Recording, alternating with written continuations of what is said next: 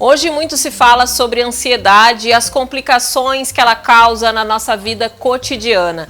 Quem explica o tema é a psicóloga Virgínia Novo.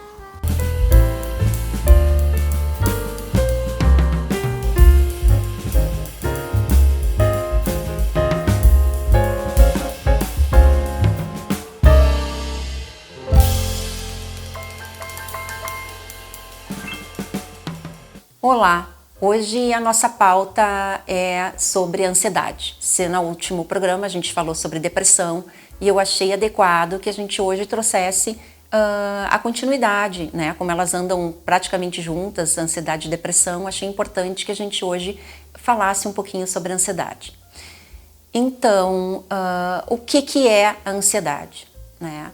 É um quadro que traz uma certa intensidade num sentimento de medo. Você tem uma intensidade exacerbada. O que define ela é a intensidade e a frequência com que você tem aquele sentimento. Geralmente, o sentimento é o de medo. Se a gente for ver quais são as características da ansiedade, a gente se depara com situações que realmente justificam esse medo.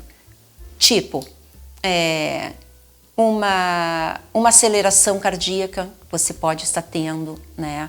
Uma insônia, um apetite exacerbado ou não, um medo exacerbado. O medo é o que define a ansiedade, é um dos principais sentimentos que define a ansiedade. O medo realmente, ele sendo intenso e não parando, estamos sim diante de um quadro de ansiedade. Como é que a gente trata a ansiedade, né? Ela não difere muito do tratamento como é feito a depressão. A gente tem que se utilizar de uma psicoterapia, dependendo do tipo da ansiedade, a psicoterapia basta. Mas dependendo, tem que sim ser utilizado alguma medicação, algum ansiolítico, né? Para poder fazer um bom andamento do quadro, né? Para a gente poder ter uma situação mais controlada. Ela tem cura? Não, a ansiedade não tem cura. Ela ameniza, ela vem eventualmente e volta eventualmente, mas a intensidade dela varia, né? Mas não tem cura. O que pode fazer é amenizar os sintomas a um ponto que fique tranquilamente tu poder conviver com isso. E aí a gente vai, que sintomas que a ansiedade acarreta, né? Quais são os sintomas que ela realmente exacerba? Aí a gente tem sudorese, a gente tem tremores, como eu falei antes, palpitações cardíacas, que tu pode ser situações mais graves cardíacas, você tem insônia, você tem, vamos voltar lá atrás, né, uma libido exacerbada, um apetite exacerbado, né, situações realmente que te deixam ansioso perante um determinado problema. Ou uma determinada situação, alguma situação pode desencadear isso.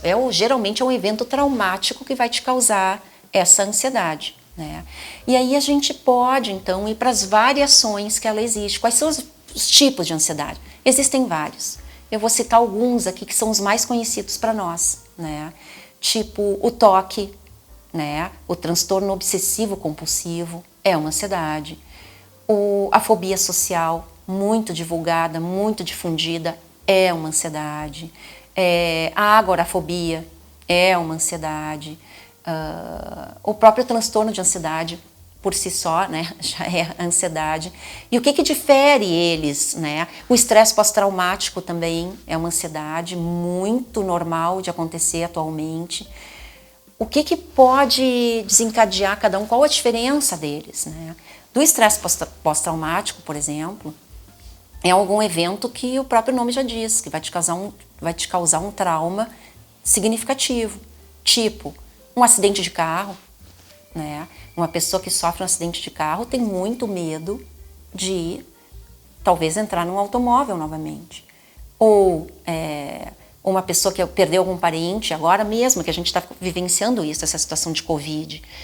Uma pessoa que perdeu algum parente para essa situação de Covid atual, ela fica em pânico, ela fica muito receosa em poder sair, em poder ter o convívio dela diário, mesmo com todos os protocolos, né? Porque se tornou um evento traumático, aquela perda. E como se transforma no pânico, que eu agora citei pânico, como exemplo ficou um pouquinho errôneo, mas se eu colocar agora o pânico separado, o pânico é uma intensidade muito maior. O pânico é como se te freasse para te fazer qualquer movimento, né? Ele é quase como uma fobia social.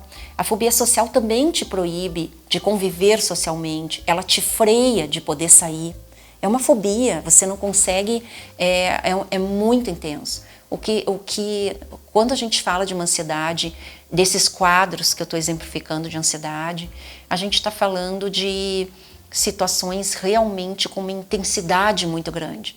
Ela não difere muito do quadro depressivo, porque o depressivo também tem uma intensidade e uma frequência maiores, só que ele vai para um quadro que desencadeia uma queda na libido. Tudo que a ansiedade ela aumenta, a depressão ela diminui. Então, a gente está falando, é um circuito, né? Geralmente, quem entra na depressão acaba desenvolvendo algum quadro de ansiedade e vice-versa também. É mais fácil, quando você tem ansiedade, você desencadear algum quadro depressivo. Mas é um circuito onde ambas elas estão assim sempre girando. Quando não é uma, é outra. Bom, acho importante a gente deixar claro, pela intensidade da ansiedade, que ela pode acarretar situações bem importantes. A gente está falando aqui de AVC, infartos, doenças cardiovasculares importantes. Então, toda a atenção à intensidade dessa ansiedade, de como essa ansiedade está se desenvolvendo e principalmente ao tipo de ansiedade que essa pessoa tem. Porque, apesar da gente falar de ansiedade de uma forma generalizada, ela tem diferentes tipos de tratamento, né? Os focos são diferenciados. Por exemplo, a ansiedade que é o TOC, que é o transtorno obsessivo compulsivo. Por que ele é chamado assim? Porque a pessoa, além da obsessão, ela tem a compulsão. Então, a obsessão é aquele pensamento, digamos assim, muito em detrimento de uma coisa que ela quer. A compulsão é o agir de acordo, né? A gente vê isso em vários filmes que existem, que a gente pode... tem filmes bem conhecidos que retratam bem essa situação de ansiedade, em específico do TOC, mas que é uma doença que muita gente tem, uma doença bem normal. E também a situação da fobia, né, da fobia social e do pânico, que são situações bem complexas, assim como o estresse pós-traumático, que fica muito mais evidenciado, é mais fácil a gente entender isso nessas pessoas que vivem numa zona de guerra, né, do estresse pós-traumático. Como essas pessoas vão depois, quando forem removidas para algum lugar que tenha paz e qualidade de vida, como essas pessoas vão reagir devido a ter todo esse tipo de carga de ansiedade e medo que elas tiveram expostas durante todo esse tempo. Então a gente tem que ficar atento. Apareceu o medo, seja lá como for, o medo de um coleguinha, medo do que for, medo de um pai, medo de uma mãe, medo de um colega, medo de um professor, medo de ir para aula, qualquer medo que apareça, que seja intenso e que ele perdure e que não diminua e que você veja que essa pessoa está se sentindo desconfortável de alguma maneira, procure um profissional da saúde. Então eu espero ter conseguido ser sucinta. É um tema que, como eu sempre falo, sempre gera mais desdobramentos, é um tema que exigiria mais tempo, mas nosso espaço é semanal, então eu tento trazer alguns temas que sejam importantes e que agora, nesse meio dessa pandemia, estão bem evidenciados, como é o caso da ansiedade que a gente acabou de falar. Fica aqui minha boa semana para você e lá no meu Instagram, aceito sugestões para os novos temas, estão lá disponíveis para perguntas, enfim, você se sinta à vontade para poder interagir com o programa e comigo. A gente se vê no próximo programa. Até lá!